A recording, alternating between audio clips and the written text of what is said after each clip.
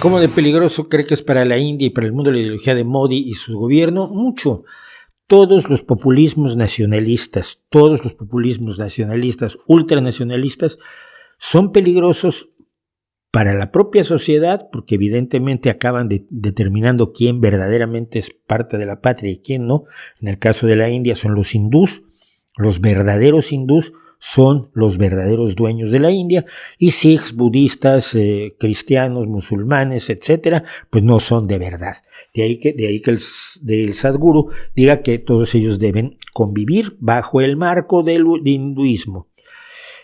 Entonces, dentro de las sociedades, bueno, genera la idea de que hay unos que son legítimos y hay otros que son ilegítimos. Todo nacionalismo lo hace. Piensen en el nacionalismo catalán. Es perfectamente legítimo ser catalán con ciertas características, y otros pues ya no tienen nombres denigrantes, por supuesto racistas, para indicar a todas las personas que no son catalanes pero viven en Cataluña, ¿no? O a los catalanes que no creen en el nacionalismo. Lo mismo pasa en País Vasco, lo mismo pasa en Polonia con el nuevo nacionalismo, lo mismo pasa con el ultranacionalismo estadounidense. Genera este tipo de enfrentamientos al interior de las sociedades, porque presenta a unos como legítimos herederos de la nación y otros, como no siendo legítimos herederos, los presenta como enemigos de la nación. Es lo que está haciendo el Partido Republicano con los demócratas actualmente, ¿no?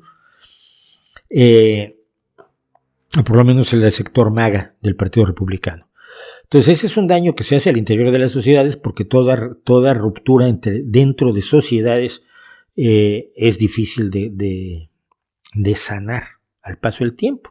Por eso las guerras civiles son tan especialmente dañinas, porque es muy difícil curar las heridas, y lo sabemos con guerras como la española, donde mucha gente sigue peleando hoy la guerra civil que terminó en 1939.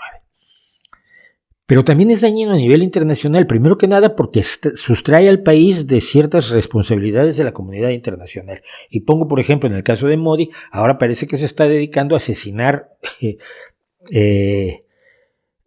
opositores sikhs en otros países. El primer ministro canadiense, Trudeau, ha señalado que el asesinato de un dirigente sikh en un aparcamiento de un templo sikh en Canadá fue llevado a cabo por órdenes de Modi.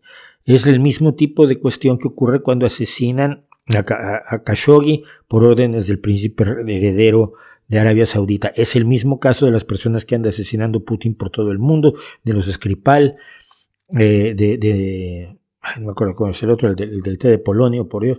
En fin, es decir, genera confrontaciones que